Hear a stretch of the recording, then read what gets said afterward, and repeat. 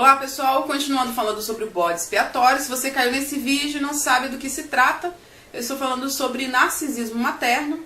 E o bode expiatório, dentro do narcisismo materno, é aquele filho que leva a culpa de tudo. Então, uma das consequências, de várias consequências de ser um bode expiatório, são as consequências psicológicas, psiquiátricas. E uma delas é você pensar que você é um ET ou que você é adotado. Eu, quando era criança, eu achava que eu realmente era um ET ou que eu era adotada. Adotado eu tinha quase certeza, porque meus pais eram pais bem diferentes, óbvio, né? Uma mãe narcisista e um pai pedófilo. E eles eram bem mais velhos, né? Normalmente as pessoas até me confundiam com neta, né? Falavam assim, traz sua netinha aqui, seu avô tá ali, vai lá. Por eles serem bem mais velhos, minha mãe me teve com 40 e meu pai com 65. 55. Então eles sempre foram mais velhos, já grisalhos. Então eu sempre achei, e eu achava que era um ET. Eu só tive certeza que eu não era um ET quando eu fiz meu primeiro raio-x, que eu achava na minha cabeça de criança que no dia que eu fizesse o raio-x eu ia ver lá dentro se eu tinha ossos igual humanos ou se era um ET. Eu realmente achava isso. E já conversei com outras vítimas que também achavam que eles eram ETs ou que eram adotados, de tão diferente, tão disfuncional que era essa família. Esse sentimento de você se sentir tão estranho te faz levar a pensar que você é adotado ou que você é um extraterrestre. Mania de perfeccionismo e fobia de cometer erros. Isso também é bem comum nessa dinâmica, já ouvi vários relatos. E eu sempre tive isso, o bode expiatório de tanto ser criticado pela sua mãe e de tanto essa mãe criticá-lo, as pessoas passam a criticá-lo também, que se torna algo natural. Você anda e alguém te critica, você respira, alguém te critica. Por isso você acaba se tornando autocrítico demais, porque por mais que você se esforce para dar o seu melhor, sua mãe narcisista vai sempre falar que você fez errado, vai falar que não tá bom, que você é péssimo em tudo, então você vai crescer se autocriticando. Então, nada do que você vai fazer para você tá bom. E por você ter esse senso crítico elevado em relação a você, você acaba se tornando crítica com as outras pessoas também, infelizmente. E depois, com a vida, você tem que reaprender a parar a não criticar as pessoas. Porque você se torna crítico com você mesmo e com as outras pessoas. Você tem fobia de cometer erros, então um trabalho seu da faculdade, da escola, ou um projeto que você tem que entregar para o seu patrão, você vai se empenhar muito, vai ficar acordado, nem vai dormir à noite preocupando com a perfeição daquilo que você tem que entregar no outro dia, porque você tem essa mania de perfeição e tem essa fobia de ter erros. Todo mundo vai falar assim, nossa, você vai mostrar, né? Eu aqui em casa sou assim, mostro, não, tá ótimo, não precisa mudar nada, não, precisa, eu acho que essa parte aqui não tá boa. Esse desenho aqui, faltou uma vírgulazinha, uma curvinha para ficar perfeito. Isso é algo que não é saudável, porque você acaba fazendo com que isso vire uma mania. E isso traz transtornos para o seu psicológico. Você vai ter ansiedade por não de repente conseguir chegar no nível que você acha que tem que chegar. Você pode ter problemas com insônia, não dormir direito porque acha que em algum momento, quando você for entregar ou apresentar aquilo, não vai estar bom. Isso gera vários transtornos, sim. Você pode ter mania de perseguição. Todo bode expiatório que eu converso pessoalmente ou pela internet tem mania de perseguição. Acha que sempre tem alguém contra ele, ou que está armando contra ele, ou que não gosta dele, porque já foi desgostado aí pela família toda, já foi apontado, já é a ovelha negra da família. Às vezes as pessoas que não te conhecem têm até uma empatia por você, gostam de você, mas um gesto pequenininho dessa pessoa, por você já lá atrás ter apanhado tanto e ser apontado tanto, você acha, ixi, aquela pessoa ali não foi com a minha cara. Aquela pessoa ali falou aquilo, mas olha, eu tô achando que aquilo ali foi uma indireta pra mim, hein? Aquilo ali foi uma indireta pra mim. E às vezes isso acontece, meu marido fica, olha, você tá viajando na maionese, para de mania de perseguição. Aquilo que aquela pessoa falou não tem nada a ver com você, não. E também já ouvi outras pessoas relatarem exatamente dessa forma que eu tô falando. Isso é comum também. O bode expiatório também tem sentimento de rejeição. Acha que ninguém vai gostar dele, a autoestima dele é baixa, já é baixa de natureza, né? Nem citei aqui, nem vou citar, porque quase todos os vídeos eu vou falar sobre autoestima baixa. Então, por ter autoestima baixa, por desde a infância ter sido rejeitado pela sua própria mãe, por ter crescido sendo rejeitado pelos seus irmãos, pelos seus tios, de tanta mãe narcisista queimar seu filme, as pessoas vão te olhar estranho, vão te tratar estranho. Você já cresce pensando que você é estranho. Então esse sentimento de rejeição é muito realidade. A gente acha que ninguém vai gostar da gente, que as pessoas se incomodam com a gente por conta dessa mania de perseguição também. Mas olha só o que a Joyce Meyer fala sobre esse livro aqui, Raízes da Rejeição. Eu comprei esse livro há uns 15 anos atrás, porque eu me achava muito diferente, disfuncional. Tinha alguma coisa errada comigo, eu não sabia o que era, mas eu sabia que eu tinha esse sentimento de rejeição. Eu queria entender. Hoje eu sei o porquê, porque eu sou filha de uma mãe narcisista. E olha o que ela fala, os resultados da rejeição: rebelião, ira, amargura, culpa, inferioridade, autoimagem pobre, escapismo incluindo sonhar acordado, vício em drogas, álcool, televisão e trabalho excessivo, crítica, pobreza, medo de todos os tipos, desesperança, pessoa defensiva, dureza, desconfiança, desrespeito, competição, ciúmes e perfeccionismo. E essa pessoa que vive na defensiva também é algo comum que eu vejo dos bodes expiatórios, né? A gente se sente rejeitado e de tanto a gente ser apontado, as flechas estão sempre em cima da gente, a gente sempre fica na defensiva e às vezes a gente acaba atacando outras pessoas por se sentir na defensiva, né? Tentando, às vezes nem é com a gente, essa mania de perseguição, mas a gente já está na defensiva. Opa, se jogar pedra aqui, eu jogo 5 de volta. Isso também é comum, infelizmente, na vida dos bodes expiatórios. Mas tudo que eu estou falando aqui tem tratamento, tem reprogramação psicológica, mental, tem a psicanálise e a psicologia para ajudar a reverter isso tudo. O bode expiatório vai estar sempre se culpando por tudo. Desde o que está relacionado à sua mãe narcisista, o bode expiatório vai se sentir culpado por tentar ser um filho que não agrada. Depois, quando ele se afasta, ele se culpa por ter se afastado. E esse sentimento de culpa invade o bode expiatório desde quando ele se entende por gente. Porque tudo é culpa dele, né? Ele já leva, a mãe culpa ele por tudo, até pelas doenças dela. Igual eu já falei que minha mãe tem diabetes porque não sabe controlar a boca e fala que a diabetes dela é emocional. Então essa mania de culpa segue o bode expiatório até que ele se trate. Até em relacionamentos amorosos, às vezes você vai ter um parceiro abusador e você vai se sentir culpada de algo que você nem fez. Ou no trabalho, nas amizades, tudo vai ser, você vai pensar, poxa, a culpa foi minha. Quando na verdade a maior parte das vezes pode nem ser a sua culpa, mas você entende que é porque a vida toda você levou a fama de culpado de alguma coisa pela sua mãe narcisista. O bode expiatório também pode se sentir mal quando está feliz. Quando compra uma roupa nova, já vi esses relatos também na internet e comigo também. Por a gente, a maioria, né, já ouvi também isso em grupos e conversando com vítimas, as filhas de mães narcisistas, os bodes que são bodes expiatórios, algumas delas se vestiam de menino, não porque elas queriam, mas porque a mãe narcisista vestia ela como meninos e cortava o cabelinho tipo Joãozinho, cabelo curto.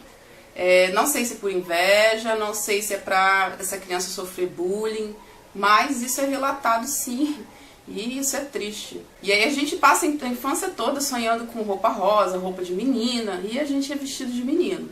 Quando a gente entra numa fase adulta e a gente é independente financeiramente, se você mora com sua mãe narcisista, ela vai ficar, principalmente se ela for da perversa, ela vai ficar te controlando financeiramente. Algumas são até abusivas financeiramente com as suas filhas, sugando o dinheiro das filhas mesmo.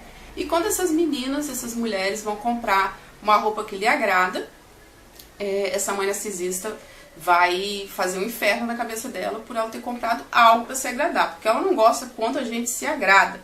E aquelas que já têm independência financeira, mas que têm contato ainda, quando compram, escondem as coisas. Eu falo isso, eu sou vítima de mãe narcisista oculta. Não é tão abertamente isso, mas indiretamente, quando eu comprava algo pra mim, olha, cuidado, hein, vai faltar dinheiro no final do mês, hein? Olha, você comprou isso, mas será que não é melhor guardar para adiantar uma conta do mês que vem? Sempre de forma, vou te ajudar, hein? Mas sempre plantando essas sementinhas. E quando eu comprava uma roupa nova pra mim, me sentia muito culpada, sentava e chorava. Chorar mesmo, todas as vezes. Quando eu comprava algo para minhas filhas, ou pro meu marido, ou para presentear, eu não me sentia culpada. Mas toda vez que eu comprava maquiagem, o que fosse, um calçado novo, eu chegava e chorava. E meu marido, o que está acontecendo? O que aconteceu? Eu não sei, mas parece que eu tô fazendo algo errado. Ele, que isso? Você trabalhou, seu dinheiro, com seu suor. Eu não sabia o porquê. E agora eu entendo o porquê. E muitas passam por isso. De se sentirem felizes e até relacionamentos amorosos que estão dando super certo. E quando estão dando super certo, elas querem se auto-sabotar e criam situações para ter briga. E eu já vi esses relatos também de ter briga no relacionamento para ela chorar. Porque ela não consegue ficar feliz e ficar em paz, tendo paz e sendo feliz. Olha que loucura! Parece surreal, mas é real, gente. Tem vários relatos assim, da pessoa não saber o que é paz. E quando tá feliz, acha que tá fazendo algo errado. Porque essa mãe manipulou a cabeça dessa filha de que ela não tem direito a ser feliz. Mas você tem direito a ser feliz, sim. Não se sinta culpada por estar feliz. Quando a nossa família teve a oportunidade de fazer a nossa primeira viagem, assim, para fora do estado, quando eu cheguei no hotel, eu sentei na cama e comecei a chorar. Meu marido, o que foi? Não sei, parece que eu tô fazendo alguma coisa errada. Não, que isso, tá tudo pago, as contas estão em dia. Eu chorava. E a primeira coisa que eu fiz foi o quê? Ligar pra minha mãe narcisista, porque a gente tem que, ficar ligando toda hora, dando informação, porque se não der, elas cobram. Então a gente já se sente com aquela cabeça automática. Todo passo que dá tem que ligar e comunicar o que você está fazendo. E quando eu liguei para minha mãe narcisista, ela parecia que estava mal. Eu falei, nossa, será que minha mãe está passando mal? Ela não conversava, eu queria contar das coisas legais. E ela, tá. Numa conversa normal, ela sempre animada, ficava sempre 10, 20 minutos no telefone. Não, tem que desligar. Como se estivesse chateada por estar viajando. E eu achava isso muito estranho, não entendia, que é porque eu tive o prazer de viajar e elas não têm prazer na vida delas, então elas não querem que as filhas tenham. E aí me senti mais culpada ainda, aí que eu chorei mais ainda. Só no outro dia que eu quis sair porque eu fiquei mal e eu nunca entendi por que eu tinha ficado mal realizando o sonho de viajar para a cidade que eu sempre quis viajar, sempre quis conhecer. E essas coisas acontecem sim, já vi relatos assim também, até de comprar coisas para casa, ter a sua casa nova e comprar uma coisa e quando a mãe vai, esconde, conjunto de panela, uma louça mais cara, de esconder com medo da mãe narcisista criticar. O bode expiatório também costuma se sentir vazio e infeliz.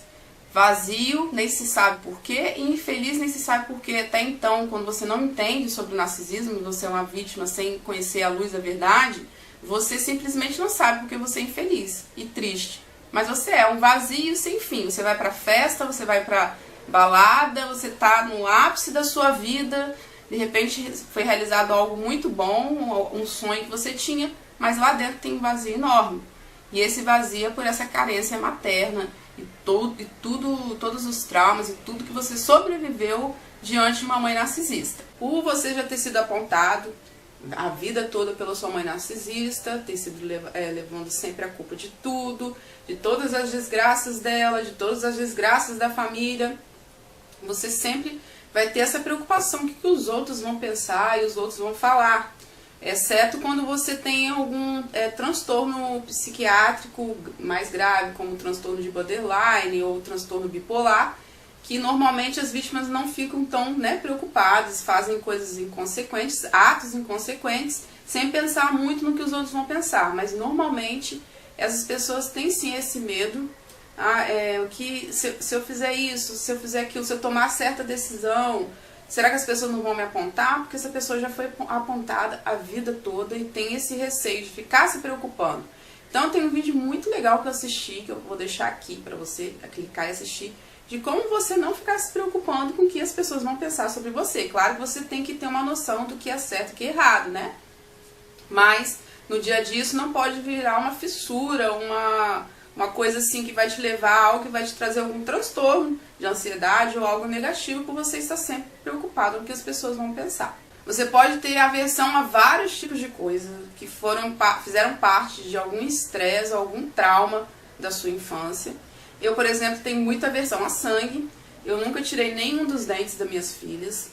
Sempre foi o pai, algum parente, ou levei no dentista, porque eu não suporto realmente nem chegar perto de sangue. Eu tenho aversão a sangue. Algo que aconteceu comigo em torno dos 3 anos. Assim como o abuso sexual que eu sofri pelo meu pai, que eu não lembro o ato em si, ficou em recalque, que é o que a gente chama dentro da psicologia. Nosso cérebro, ele guarda essa informação pra gente não ter acesso, para não ficar revivendo o trauma. Então, aconteceu algo em torno dos meus 3 anos, em um sítio, um lugar que meus pais me levaram, e por eu ter crescido assim meio que largada, eu fui no sítio vizinho com algumas crianças, não sei o que aconteceu, mas tenho uma memória muito perfeita de um homem, eu lembro até hoje o rosto desse homem, ele com muito sangue no corpo, com um facão, rindo, e eu lembro de eu estar correndo, voltando para casa que eu estava. Eu lembro de um mato muito alto, né? Eu era criança, então, né? Talvez não era tão alto, mas a minha perspectiva de que era um mato muito alto, eu correndo naquele matagal e olhando para trás, e aquele homem com a faca com muito sangue, rindo. Eu não sei o que aconteceu, não consigo me recordar, graças a Deus. Talvez eu teria muito mais aversão de sangue do que hoje, né? Por ter vivido essa situação na roça em relação a cavalo, eu criei também uma aversão e muito medo de cavalo, pavor de cavalo e até de cocô de cavalo. Eu não podia ver um cocô de boi de cavalo, que eu chorava.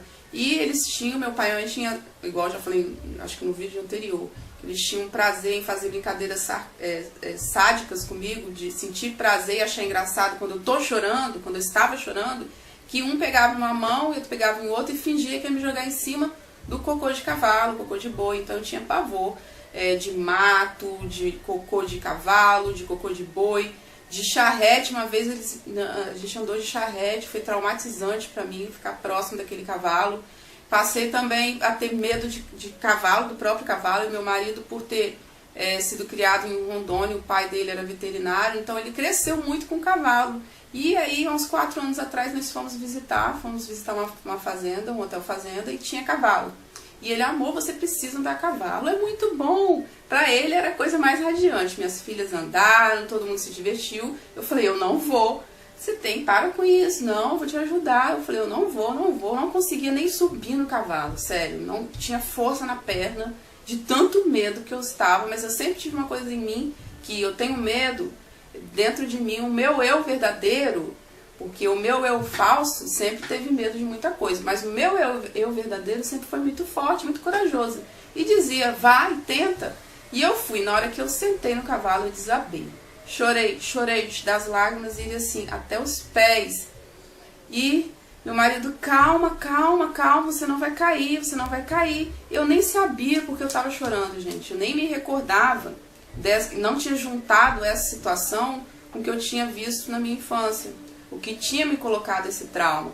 E eu chorava. Aí o cavalo começou a andar, aí que eu chorava mais ainda. Eu falei, quero descer. Entrei em pânico quando o cavalo começou a andar. Eu quero descer. Meu marido, calma, respira. Eu comecei a respirar. O cavalo andou uns metrinhos na frente. Eu falei, não, chega, quero descer. Não, e realmente desci. Não sei se eu teria coragem de novo de subir num cavalo. As pessoas têm prazer, né? Naquele momento não deu prazer nenhum. Foi realmente uma sensação de pânico mesmo. Até porque eu sempre fui muito medrosa para muitas coisas. Também, eu já falei isso em outro vídeo, uma tia minha, quando eu era bem criança também, que me cuidava enquanto minha mãe ia trabalhar. Eu chorava muito, tinha uma dependência emocional da minha mãe, assim, absurda, eu acho, por conta das coisas, dos traumas que eu já tinha passado antes. Então eu ficava longe dela, eu entrava em desespero e chorava muito. E minha tia tinha toque, ainda tem toque, né, mas ela tinha toque naquela época já, e ela não deixava nenhuma criança entrar dentro de casa, com medo que sujasse a casa. Então eu ficava só na varanda, e eu lembro que eu passava muito frio nessa varanda, então eu chorava de frio e de medo de ficar longe da minha mãe. E chorava muito. E ela, pra fazer eu calar a boca, ela só conseguia me calar de um jeito, aproximando uma máquina de furar da minha cabeça. E eu lembro do que antecedia, eu lembro do pavor que eu sentia com ela com aquela máquina na mão. Lembro do depois também, eu soluçando e segurando o choro. E eu sei que isso é verdade porque minha mãe já contou essa história 1000 vezes para várias pessoas. E sempre com um tom achando engraçado. E eu já contei essa história, isso é muito bizarro, rindo. Sério, gente, eu já contei isso rindo. E as pessoas... Mas por que você está contando isso rindo? Isso é horrível. Que tia, desculpa a palavra, que desgraça de tia é essa? Eu gosto dessa tia. Pra mim era normal. eu cresci normalizando todo o meu sofrimento. Então ela contava isso rindo. Até então eu pensava que ela talvez contava rindo para disfarçar o quão péssima mãe ela foi, mas qual sentido teria? Teria mais sentido ela esconder isso, né? Ela conta rindo porque ela tem prazer mesmo no sofrimento, no meu sofrimento. Isso é comum na dinâmica de mãe narcisista. Elas não têm sentimento, empatia por nada, por ninguém, a não ser elas mesmas.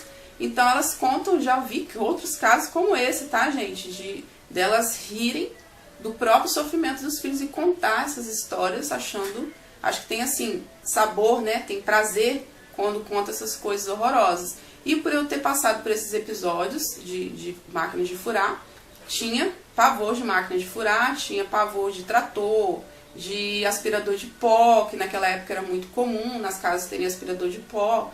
Então eu sempre, qualquer barulho, eu sentia muito pavor quando eu era criança, muito pavor mesmo, principalmente de máquina de furar.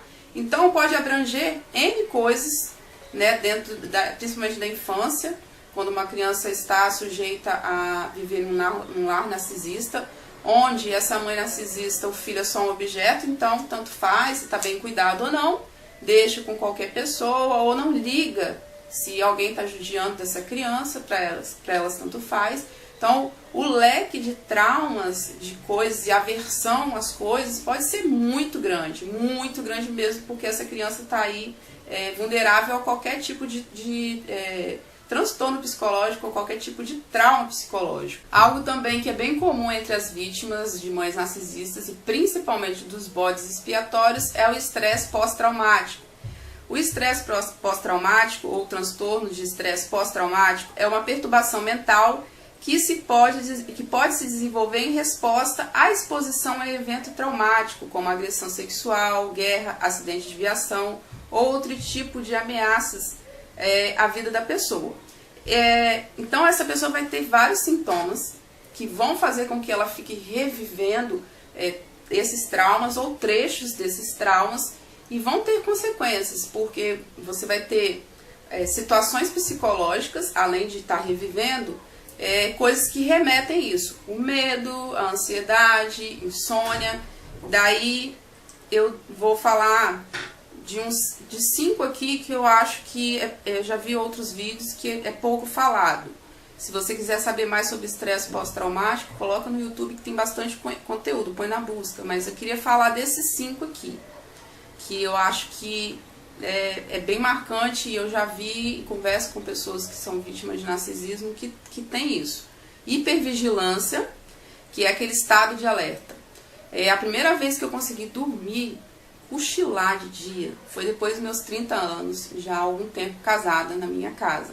Eu não conseguia cochilar de dia. Eu tinha medo de quê? Não sei. Meu estado de vigilância era... Sabe quando você fica assim o tempo todo? É isso. A vida do bode expiatório é essa. Você está em uma constante vigilância de algo que você nem sabe o que é. Porque você já passou por vários traumas. Você já passou por várias situações, agressões físicas e sexuais, estupro, várias situações você fica nesse estado de alerta e isso gera várias consequências, como insônia, por exemplo. Você pode ficar com a musculatura travada, tensa, e já até comentei num vídeo que eu tenho problemas de coluna seríssimo, e uma das consequências foi ter pego muito peso por trabalhar em uma fábrica onde eu fui escravizada. E também o médico fala que quando você é uma pessoa tensa, seus músculos eles travam. E essa compressão muscular na coluna vai gerar N problemas. Então, quando você é uma pessoa que fica em estado de hipervigilância, você está o tempo todo assim, ó, travado, literalmente travado. E o yoga ajuda muito, diga-se de passagem, de você diminuir esse estado de hipervigilância. Distúrbios de sono, lógico, né, insônia, ou você acordar muito à noite, ter aquele sono leve, qualquer pluma que cai você acorda, ou você ter pesadelos, vários pesadelos, acordar, ter sonhos muito, muito agitados e acordar toda hora por conta desses pesadelos. Quando você começa a dormir e parece que você vai cair, com certeza se você já passou por algum transtorno psicológico, psiquiátrico ou estresse pós-traumático, você já teve essa sensação de que o chão está desabando, você está caindo num buraco. Às vezes eu até hoje acordo com alguém me empurrando. Quando eu acordo e chego a fazer assim com o braço, quando eu vou ver, eu tô sonhando. Sonhando não, tendo pesadelo, né? Você pode ter dificuldade para se concentrar, também muito comum em várias vítimas. Eu tenho essa dificuldade, tento me focar o máximo possível. Quando eu vejo, já tô lá na China, né? O pensamento já tá lá na China. Susto exagerado é outro problema que eu tenho até hoje. Minha perspectiva de sono, ela é muito grande. De sono não, de susto, é muito grande, bem diferente das outras pessoas. E de um tempo pra cá eu falei com minha família, eu não quero brincadeira mais de susto, porque me dá um choque no meu sistema nervoso tão sério que me dá enxaqueca. Uma vez eu passei por um susto e na mesma hora desencadeou enxaqueca. Ou eu não durmo aquela noite, se durmo eu durmo muito, muito mal. Eu acho que é alguma coisa fisiológica mesmo. Eu acho que o cortisol sobe, acontece alguma coisa que dá um estalo, que você sente seus músculos já travando e acabou o dia. Então, nossa projeção de susto, ela é infinitamente maior do que pessoas comuns que levam um susto qualquer. A gente toma um sustão mesmo. E também irritabilidade. A pessoa vai estar sempre em estado irritável. Se está muito silêncio, o silêncio irrita. Se está muito barulho, o barulho irrita. Também é bem comum em várias vítimas que passaram por estresse pós-traumático ou outros transtornos psicológicos ligados devido aos traumas dentro de um lar narcisista. Bom, eu vou fazer a segunda parte desse vídeo para não ficar muito extenso, longo. E vou dar continuidade no próximo vídeo. Continua assistindo aqui, que já vai aparecer aqui para você estar assistindo. Obrigada por ter assistido e até logo. Tchau!